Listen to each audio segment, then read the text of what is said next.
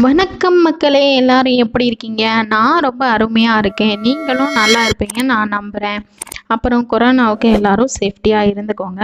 நாம் இன்னைக்கு வெயில் காலத்தில் அதுவும் சம்மரில் ரொம்பவே ஏற்ற கேப்பக்கூழ் எவ்வளோ டேஸ்ட்டாக பண்ணலான்றதை நாம் இன்னைக்கு பார்க்க போகிறோம். நம்ம சேனலை புதுசாக பார்க்குறீங்கன்னா கண்டிப்பாக சப்ஸ்கிரைப் பண்ணிவிட்டு பாருங்கள். பெல் ஐகானை ப்ரெஸ் பண்ண மறந்துடாதீங்க. வாங்க வீடியோக்குள்ளே போகலாம். ஒரு பாத்திரத்தில் நான் இந்த மாதிரி ஒரு பவுலில் 3 கப் அளவுக்கு மாவு எடுத்து போட்டுக்கிறேன். இப்போ இதுக்கு நான் ஒரு 1.5 கப் அளவுக்கு தண்ணி சேர்த்து நல்லா கையில் மாவு கட்டி விடாமல் நல்லா கலக்கிக்கலாம்.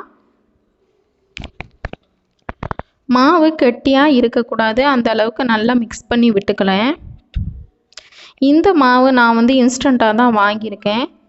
நீங்கள் கேழ்வரகு வாங்கி அரைச்சிக்கிட்டிங்கன்னா ரொம்ப பெஸ்ட்டாக இருக்கும். நான் இது சக்தி கேப்ப மாவு அந்த பாக்கெட் வாங்கி யூஸ் பண்ணிகிட்ருக்கேன். இது சுகருக்கு ரொம்ப நல்லது. இந்த மாதிரி நான் தண்ணியெல்லாம் கலக்கிட்டு மிக்ஸ் பண்ணி ஒரு 1/2 hour நீங்கள் வச்சுடுங்க. காலையில் பாருங்கள், இந்த பதத்தில் இருக்கணும். இப்போ நம்ம 1.5 கப்பு தண்ணி இதில் சேர்த்தோம் இல்லையா? இந்த மாவு அதுக்கு நல்லா ஒரு 1/2 hour ஊறிடுச்சு.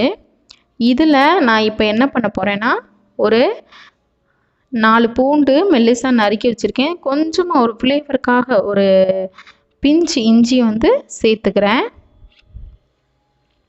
இதில் நான் ஒரு 2.5 கை வெங்காயம் கட் பண்ணி பொடிசாக கட் பண்ணி அதையும் சேர்த்துக்கிறேன். சின்ன வெங்காயம் சேர்த்துக்கிட்டிங்கன்னா ரொம்ப டேஸ்ட்டாக இருக்கும். சேர்த்துட்டு ஒரு பச்சை மிளகா 4 துண்டாக நறுக்கிட்டு அதை கீறி அதையும் சேர்த்துக்கிறேன். ஏன்னா ரொம்ப குட்டி குட்டியாக இருந்துச்சுன்னா அது குழந்தைங்கள்லாம் சாப்பிடும்போது கடிச்சிட்டாங்கன்னா ரொம்ப காரமாக இருக்கும். அதனால நான் இந்த மாதிரி சேர்த்துக்கிறேன். இதுக்கு தேவையான உப்பு நான் சேர்த்துருக்கேன். அப்புறமா நம்ம கிண்டும் போது தேவைன்னா போட்டுக்கலாம், கொஞ்சமாக சேர்த்துக்கலாம். இப்போ இது தாங்க கன்சிஸ்டன்சி. இந்த கன்சிஸ்டன்சியில் நம்ம கரைச்சி வச்சுக்கலாம். இப்போ நான் என்ன பண்ணியிருக்கேன்னா, ஒரு 3 பங்கு, அதாவது 1.5 கப்பு தண்ணி நம்ம வச்சோம் இல்லையா, அதுவே 2 மடங்கா 3 கப்பு அளவுக்கு தண்ணியை இந்த மாதிரி கொதிக்க வச்சுருக்கேன். இது கொதித்த உடனே நம்ம கரைச்சி வச்சுருக்க அந்த கேப்ப மாவு கலவையை கொஞ்சம் கொஞ்சமாக சேர்த்து நல்லா கிண்டிக்கிட்டே இருக்கணும். இதை நம்ம மாவை சேர்க்கும்போது அடுப்பை சிம்மில் வச்சுருங்க, தயவுசெய்து மறந்துடாதீங்க. ஹை ஃப்ளேமில் இருந்துச்சுன்னா மாவு கட்டி விழுந்துடும். சிம்மில் வச்சுட்டு தான் மாவை நம்ம அதில் சேர்க்கணும். இப்போ நல்லா கலந்து விட்டுக்கலாம். இதை கிண்டிக்கிட்டே இருக்கணும்னு, எண்ணெய் பொறுத்தளவில் கிண்டிக்கிட்டே இருக்கணும்னு அவசியம் இல்லை. பக்கத்தில் நீங்கள் எதுக்கும் ஒரு ப்ரிப்பேருக்காக கொஞ்சம் சுடு தண்ணி ஒரு 2-3 டம்ளர் வரைக்கும் கொதிக்க வச்சு எடுத்து வச்சுக்கோங்க. ஓகேங்களா? உங்களுக்கு எவ்வளோ கன்சிஸ்டன்சி வேணுமோ அந்த அளவுக்கு நம்ம சேர்த்துக்கலாம். அதில் ஒரு 2 நிமிஷம் விட்டு விட்டு நம்ம இந்த மாதிரி கிண்டிக்கிட்டே இருக்கணும். இந்த கேப்பக்கூழ் உடம்புக்கு ரொம்ப நல்லதுங்க. நான் ஒரு 2 கப்பு சுடுதண்ணி தேவைப்பட்டது, அதை நான் சேர்த்து கிண்டிக்கிறேன். வெயில் காலத்துலேயும் குளிர்ச்சியாக இருக்குன்னு சொல்கிறாங்க. அதை விட வாழ்க்கைக்கும் ஒரு கேப்பக்கூழ் இருந்தால் போதும் அப்படின்றாங்க. அதாவது நம்ம வாழ்க்கைக்கு இப்போ சாப்பாடு இட்லி தோசையெல்லாம் சாப்பிட்றோம் இல்லையா, அதுக்கு பதிலாக கேப்பக்கூழ் குடிச்சவும் உயிர் வாழ்ந்துடலாம் அப்படின்ட்டு சொல்லியிருக்காங்க. அப்புறமா இந்த கேப்பக்கூழ் சுகர் இருக்கிறவங்களுக்கு கிண்டி கொடுக்கலாம், அதுவும் ரொம்ப நல்லது. நாமளும் குடிக்கலாம், ரொம்ப ஸ்ட்ரென்த்தாக இருக்கும். அந்த காலத்தில் உள்ள பாட்டி தாத்தா எல்லாருமே சொல்லுவாங்க, கேப்பக்கூழ் குடிச்சு தான் எங்கள் உடம்பு இவ்வளோ ஸ்ட்ராங்காக இருக்குது அப்படின்ட்டு. இப்போ போட்ட பந்தயம் வச்சா கூட உங்களை விட நாங்கள் முந்திருவோம் அப்படின்லாம் சொல்லுவாங்க. அதனால சப்போஸ் நீங்கள் குடிக்காதவங்களா இருந்தால் இனிமேல் ட்ரை பண்ணுங்கள், உடம்புக்கு ரொம்ப நல்லது. இப்போ இதை நான் சிம்மிலேயும் வச்சுட்டு, எனக்கு கொஞ்சம் உப்பு செக் பண்ணி பார்த்தேன், கம்மியாக இருந்துச்சு, அதனால் கொஞ்சோன்னு சேர்த்துருக்கேன்.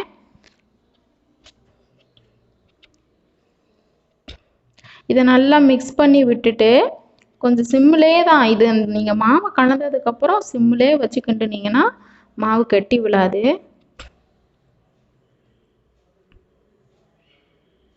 பாருங்க, நான் சிம்மிலே தான் விட்டுருக்கேன். அதுவாக கொதி விட்டு நல்லா அந்த மாவு வந்து வேகும்.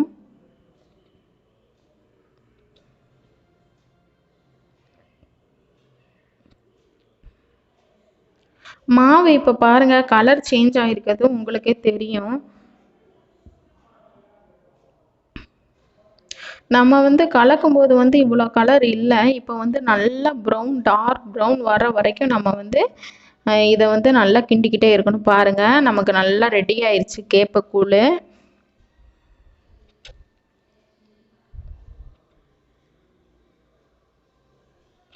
நம்ம வச்ச கலரை விட அப்படியேவும் நல்லா வெந்து கலராக இருக்குது. இது ஒரு 1/4 மணி நேரம், அரை மணி நேரம் ஆனாலும் நீங்கள் வந்து சிம்மிலே வச்சு குக் பண்ணிங்கன்னா அந்த மாவெல்லாம் நல்லா வெந்துடும். இல்லாட்டினா வயிறு வலிக்கும். அதனால கொஞ்சம் கவனமாக பண்ணுங்கள். நமக்கு கேப்பக்கூழ் ரெடி ஆயிடுச்சு. இப்போ நான் இதை ஒரு பாத்திரத்தில் ட்ரான்ஸ்ஃபர் பண்ணி காமிக்கிறேன். ஃப்ரெண்ட்ஸ், இந்த வீடியோ பிடிச்சிருந்ததுன்னா நீங்கள் சப்ஸ்கிரைப் பண்ணுங்கள், பெல் ஐக்கானை ப்ரெஸ் பண்ணுங்கள். அப்போ தான் நாங்கள் போடுற ரெகுலர் வீடியோஸ் உங்களுக்கு நோட்டிஃபிகேஷனில் வரும். ப்ளீஸ் சப்ஸ்கிரைப் பண்ண மறந்துடாதீங்க அண்ட் பெல் ஐக்கானை ப்ரெஸ் பண்ணிவிடுங்க. இன்னும் வீடியோஸ் நம்ம சேனலில் நிறைய இருக்குது. எல்லாத்தையும் போய் பாருங்கள். எல்லாத்துக்கும் ஒரு லைக் போடுங்க. வேறு என்ன வெரைட்டிஸ் வேணுன்றதை எனக்கு கமெண்ட் செக்ஷனில் சொல்லுங்கள். சூப்பரான கேப்பக்கூழ் ரெடி ஆயிடுச்சு. நாங்கள் குடிக்க போகிறோம். நீங்களும் செஞ்சு சாப்பிடுங்க. ஹெல்த்தியாக இருங்க, ஃபிட்டாக இருங்க. கொரோனான்றதுனால எல்லாரும் கவனமாக இருங்க.